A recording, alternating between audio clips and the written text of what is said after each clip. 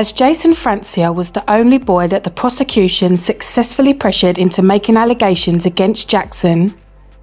They were forced to rely on third-party witnesses during the 2005 trial instead of any alleged victims.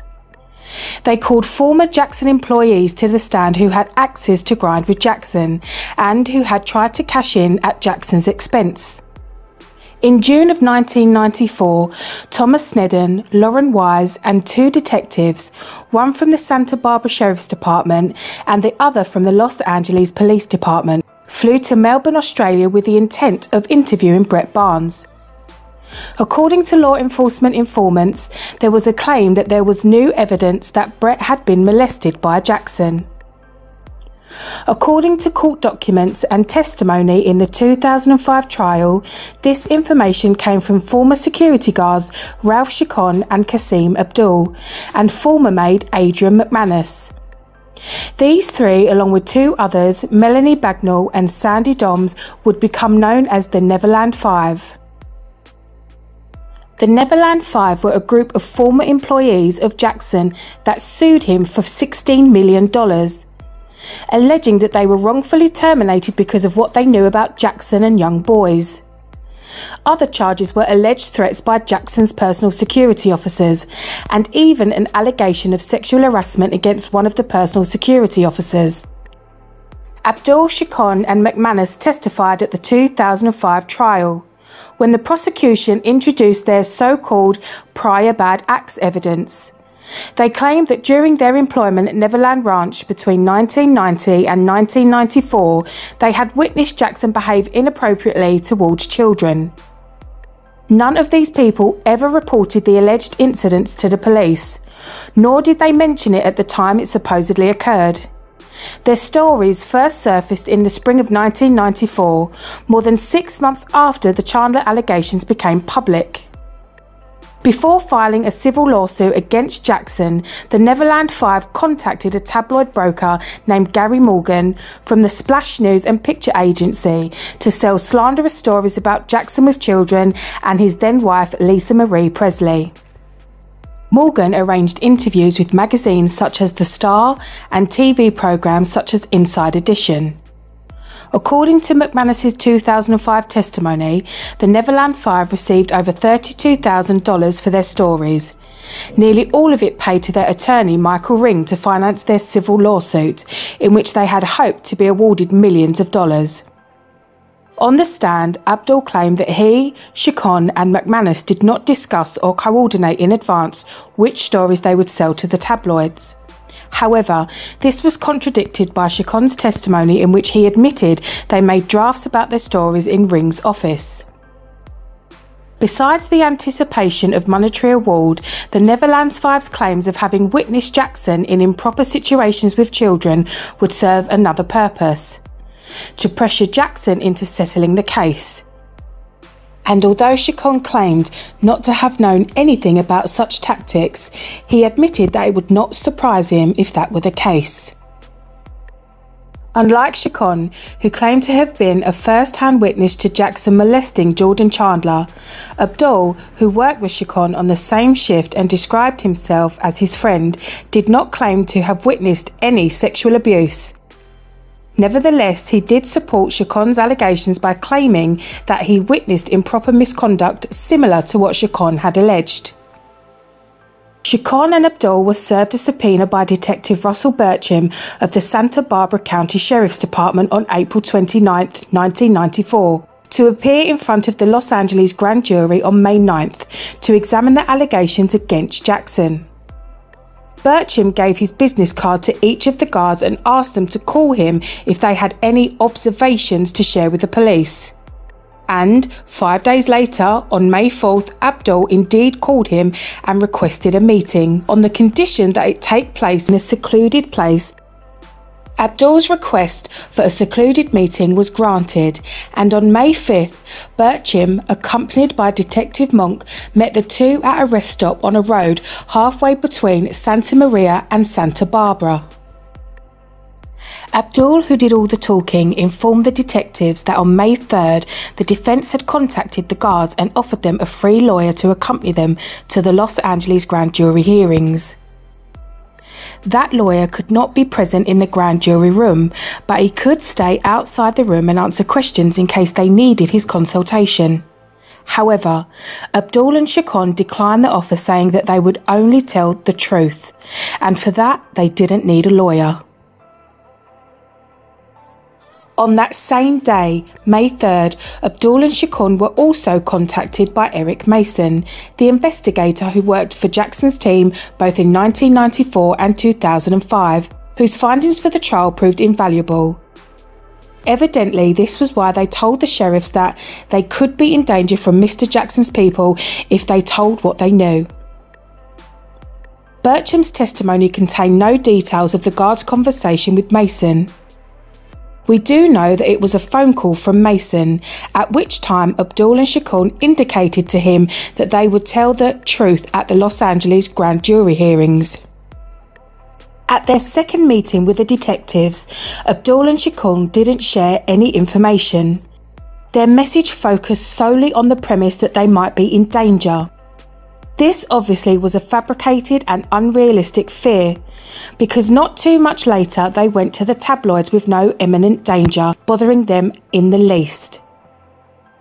Evidently, under the pretext of needing protection, Abdul requesting a meeting with District Attorney Tom Sneddon, which was promptly arranged for the following day, May 6th. Besides Sneddon and two guards, Bertram and Monk were also present at this meeting. This was their third meeting with the prosecution team. Yet once again they disclosed nothing and were spoken in riddles, dangling the detectives a juicy carrot. According to Bertram, Shikon and Abdul described their supposed knowledge in hypothetical terms and did not give the impression that they were the ones who had the information. It was more a what if kind of conversation. What would be in it for them if they shared it?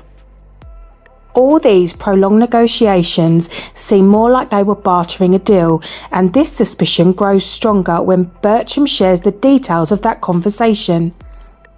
It turns out that Abdul and Shikon asked about the government witness program and its conditions. Bertram said that they were not specific about what they would receive, but apparently the terms of the deal were discussed. Not to mention that Shikon stated that he owed child support and that the tabloids were interested in paying them for their information as well. Yet they were people with moral integrity and would only disclose it to the police. So the third meeting brought the prosecution team nowhere. However, the conversation turned out to be a constructive one for Shikon, because sometime after their third meeting, Shikon received money from Detective Bertram. Initially, Shikon completely forgot that fact during his testimony, but in the process of cross-examination, his memory apparently returned to him, and he even recalled the reason why he needed the money. Apparently, his wife's sister-in-law had passed away, and he would have disclosed the entire story if it wasn't for Sneddon, who stopped him mid-story saying it was not important. Money was not the only beneficial outcome of that meeting. Bertram and Sneddon provided Shikon with a gun permit, which he had wanted and carried for a further 2 years after that. Since we know for a fact that as a result of the third meeting on May 6, 1994, Sneddon was still unaware of the precise nature of Shikon's allegations and had only heard some vague hypothetical stories. It seems that this meeting was not exactly a mutually beneficial cooperation. At least not if we take these testimonies at face value. 3 days later, Abdul appeared before Los Angeles grand jury as scheduled. Shikon, however, didn't go. Instead of appearing before the jury, he made a statement, supposedly under oath, to Sneddon and Bertram on May 10th. This is when his revelation about Jackson's molesting Chandler finally surfaced. No one bothered to explain why Shikon didn't appear before the Los Angeles grand jury, making a statement instead. Shikon said that he was afraid that his employment would be jeopardised. This makes no sense at all. Whether his statement was read aloud to the grand jury or he made a personal appearance, it didn't make a difference for Jackson's defence, because his employer wouldn't know about it either way on the premise that they wouldn't be present there to hear any of it. What Chacon was really afraid of were the questions from the grand jury. For example, why he kept silent about the alleged incidents for so long, or why he never informed the police, and why he shared this information with his immediate boss and friend Abdul only when he received a subpoena to appear before the grand jury. Chacon was so lost on what to reply that even a simple question at the trial about the first time he shared his story with Abdul made him stammer in confusion. When asked to specify exactly what he told his story to the sheriffs, it almost sent him into a panic. During his 2005 testimony, Chacon claimed to have seen through a restroom window how Jackson allegedly sexually molested Jordan Chandler on one occasion in 1993. Chacon went into graphic details about the alleged abuse. He claimed he saw Jackson allegedly caressing Chandler's hair, kissing him on the head, face, lips and shoulders before sucking his nipples and eventually going down to Chandler's genitalia area, giving Chandler lip service. A claim so graphic and detailed that you would expect any decent human being to not only go straight to the police, but to immediately speak up and stop such abuse. Chacon said, however, that he just left and went back to the barbecue area, which was the security position to which he was assigned. Chacon made this statement after his appearance before the Santa Barbara grand jury, not to be confused with the Los Angeles grand jury, and not as Sneddon wanted everyone to think when Chacon was on the stand in 2005. Sneddon repeatedly stated the lie that Chacon told his full story to the 1994 grand jury and deliberately muddied the waters as to which grand jury that lie was told.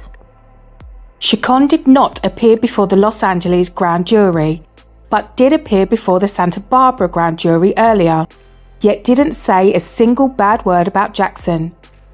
Grand jury testimonies are not available after it is decided not to indict, but there is another way to find out that he indeed said nothing incriminating about Jackson. On Monday, May 2nd, 1994, Independent reported that a local television station announced on Saturday that the Santa Barbara grand jury had ended its deliberations without returning an indictment. The Santa Barbara County Grand Jury, one of two California grand juries investigating the sex abuse allegations against Michael Jackson, ended its deliberations without returning an indictment, as reported by local television station on Saturday, according to Reuters reports from Los Angeles. A CNN news report, also dated May 2nd, reports that the grand jury was disbanded without announcing any action on Friday. After 3 months of investigating child molestation allegations against Michael Jackson, the Santa Barbara County Grand Jury disbanded Friday without announcing any action, meaning that the Santa Barbara Grand Jury was disbanded on April 29, 1994. And one of the jurors told CNN that he had not heard any damaging testimony during the hearings. April 29th is the day that Detective Burcham served Chacon and Abdul with their subpoenas to the Los Angeles grand jury, and Chacon's molestation story did not even surface until nearly 2 weeks after that on May 10th. This is when Sneddon and Burcham first heard about it. So, the correct sequence of events shows that it was impossible for Chacon to testify about the alleged molestation in front of the Santa Barbara grand jury, simply because by the time he revealed his story, the Santa Barbara grand jury had already been disbanded. He had therefore contradicted the claims made in his statement on May 10th and evidently testified for Jackson's innocence before the Santa Barbara hearings, otherwise there would be no need for Sneddon's complex scam. And although Chacon would not confirm it during his 2005 testimony, Jackson's lawyers knew and repeatedly reminded him that initially he had told others that Jackson was innocent of all accusations. There can be no doubt now that in the period between his appearance before the Santa Barbara grand jury and the subpoena for the Los Angeles grand jury and eventual sworn statement for Sneddon, Chacon had radically changed his story. On the stand, Chacon disclosed that towards the end of his employment by Jackson, he had conflicts with Jackson's personal bodyguards because, according to him, they interfered with his work. Chacon admitted that he and Abdul were upset and dissatisfied because they found out that the new security staff for Jackson was paid way more than they were. During his testimony, it was also revealed that Chacon was in financial difficulty in 1994, owing money in a lawsuit he had lost. Although documents were shown to prove this, Chacon claimed he did not remember that ruling. Mesereau also revealed that Chacon owed money on child support and had been missing payments on his rent, but had bragged to his landlady, Linda Allen, that with a lawsuit against Jackson, he would win millions and would even be able to drive around in an expensive Mercedes. Chacon denied these claims.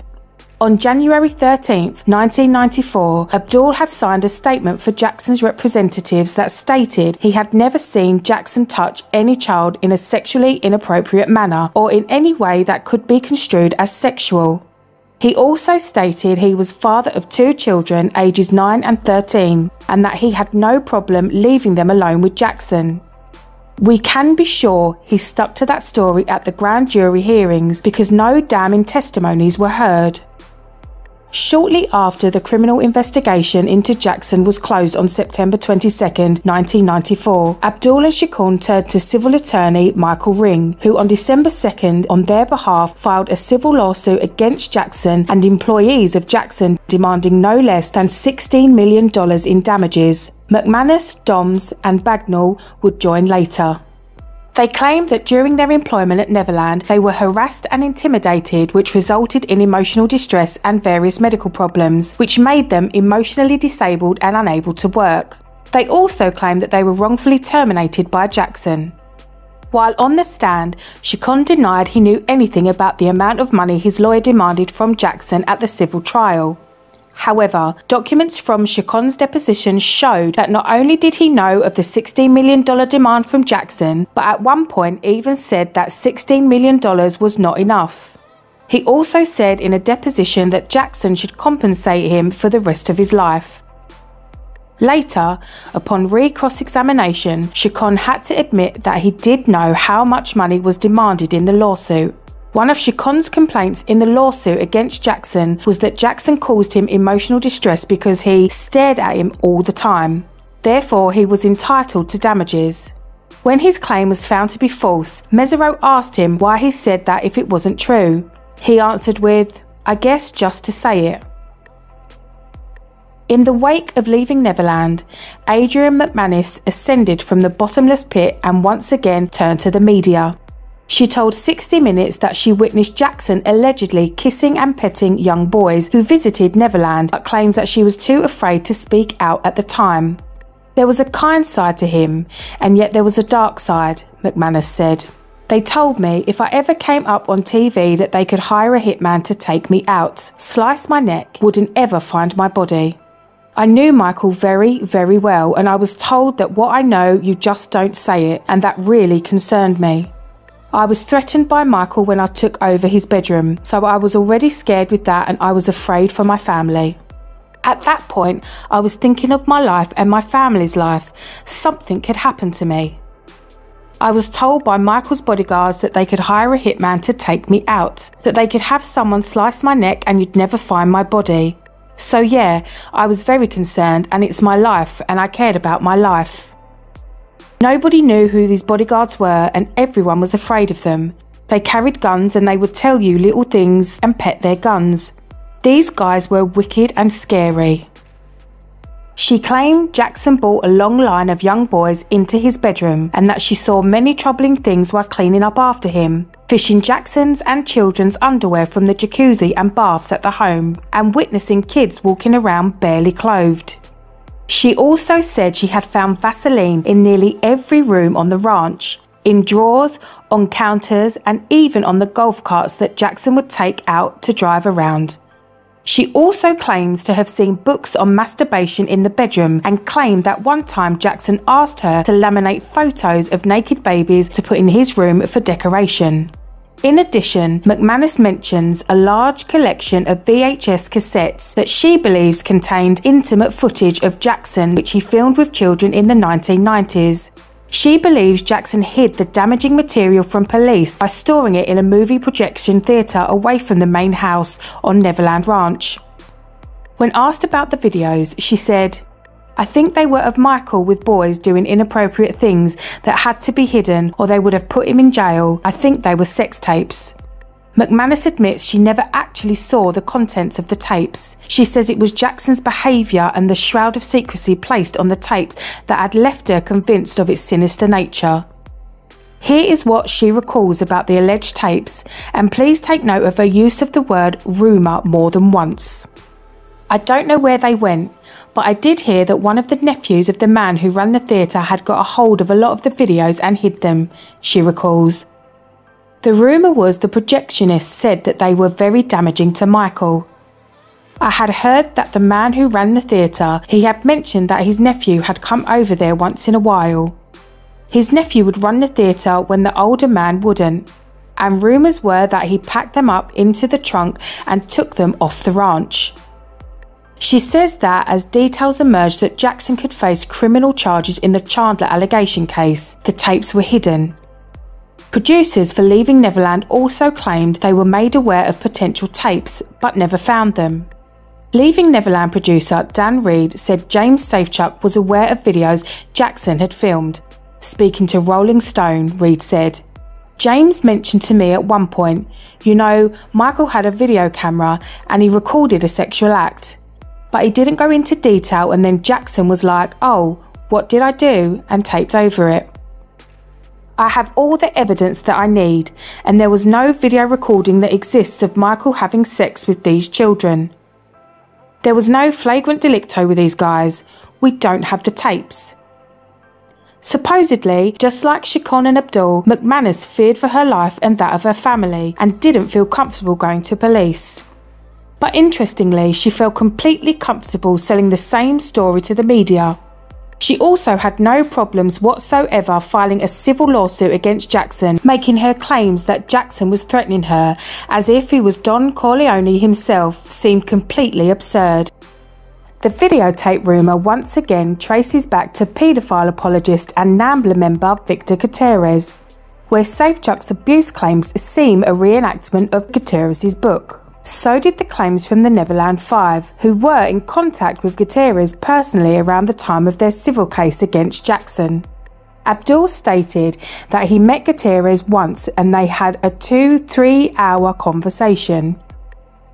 McManus testified that Gutierrez was going to try and help them in their lawsuit, and Chicon admitted that before they went to the tabloids that they had also spoken with him.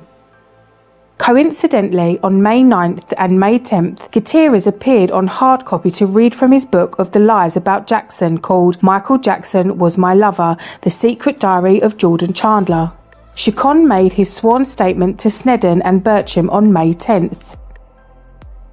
On January 9th, 1995, Diane Diamond announced on KABC AM radio's morning show that the police had reopened their investigation against Jackson due to an alleged 27-minute videotape captured by one of Jackson's security cameras, supposedly depicting acts of molestation. Diamond painted a very vivid picture of what was on the tape, despite the fact that she had not seen it herself, attributing the story to one of her best sources. Although Gutierrez was not named on that particular show, he was revealed later that day as her source on Diamond's television show Hard Copy, where he himself made an appearance. The whole story turned out to be a total fabrication. The alleged tape did not exist and as such was never produced. In fact, the only person who had ever claimed to have seen it was Gutierrez. In August 1997, while being sued by Jackson over this fabrication, Gutierrez filed a motion to modify the scope of the discovery to include investigation into the 1993 child molestation allegations against Jackson in the thinly veiled attempt to generate more tabloid stories and publicity. Gutierrez stated that he believed that Evan Chandler and Jordan Chandler had knowledge about the subject matter of the following quotes. In particular, Gutierrez sought to take the depositions of Evan and Jordan Chandler for his own case. Gutierrez argued that the alleged truth of those 1993 allegations and his reporting of them negated any inference of malice. Gutierrez stated that his book was based on the diary written by Jordan and Evan Chandler and upon his own independent investigation about Jordan Chandler's relationship with Jackson. This was the third time Gutierrez had changed his story about who had actually written the diary. But the 4 quotes in question were indeed malicious. Gutierrez attributed the following grotesque quotes to Abdul, McManus and Bagnall in his book. Jackson's personal bodyguards used their pistols and automatic rifles to threaten other employees and guards and at times forced them to have sex. This female fan of Jackson's had crossed the gate of the ranch. When I detained her, I did not have handcuffs to hold her until the police arrived, so I had to tie her hands with a telephone cord. The poor guy, meaning Jackson, couldn't make it to the bathroom, and it got to the point that he didn't even care. If he had to go, he did it right there, wherever he was. Poor Adrian was the one who suffered, but at times we would help her pick up the dirtied clothes and clean the floor. Michael would put tampons in his arse to stop the diarrhea. I was talking with Michael about something not so important when he told me that he had to go to the bathroom. He didn't take 2 steps when he defecated right there in front of me. It was diarrhea that ran down to his shoes. It was a shame. The guards that saw it went into another room to have a laugh. Evan and Jordan Chandler did not give depositions in the case. They would both, however, submit declarations to the courts stating that they knew absolutely nothing about either the making of the quotes or their content. Evan stated that he didn't know or recall ever speaking to Abdul, McManus or Bagnall. Jordan stated the same with the exception of McManus, with whom he only recalled exchanging pleasantries. Most notable about the Chandler's declaration is what they didn't say. They didn't not claim to know or if they had ever spoken to Gutierrez. Jackson sued both Diamond and Gutierrez, and while Diamond escaped unscathed, Gutierrez was ordered to pay Jackson $2.7 million in damages. He never paid and instead fled the country and later filed bankruptcy. On December 7, 1993, McManus testified under oath in a deposition for the Chandler civil case that she never observed any inappropriate behaviour or any form of sexual behaviour by Jackson towards Jordan Chandler or any other child. She even said she trusted Jackson so much that she would have no problem leaving her son alone with Jackson. When Jackson's attorney, Thomas Mesereau, confronted her with a 1993 deposition during her testimony at the 2005 trial, McManus simply claimed that she perjured herself in the 1993 deposition. Although McManus denied ever having spoken to anyone about the Chandler case, several acquaintances of McManus have supported her original claims that she never observed anything inappropriate.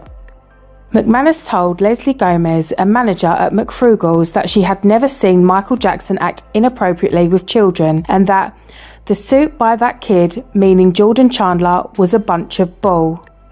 Ludi Trujillo, someone that she either worked for or with at Goldschalks, had asked McManus specifically if Jackson had ever molested children, to which she responded, "Of course Michael did not." She even told her Jackson was a great boss.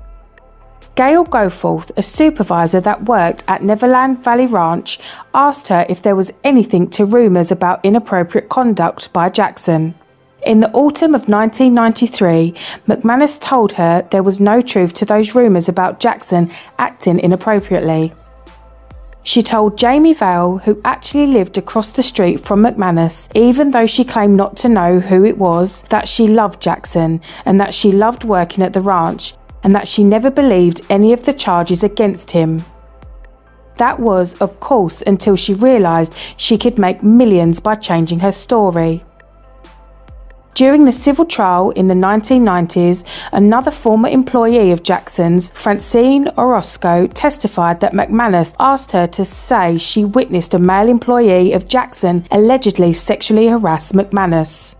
Orozco also testified that she visited McManus at home during their employment, and McManus showed her a room filled with watches, posters, clocks, sunglasses, t-shirts and laundry baskets filled with Michael Jackson's clothes and other items that she stole from Neverland.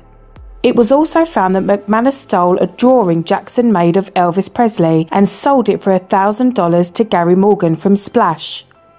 It also emerged that earlier McManus and her husband were ordered to pay $17,000 each in another lawsuit in which it was ascertained that they stole money from an estate that was set up for minor relatives of McManus.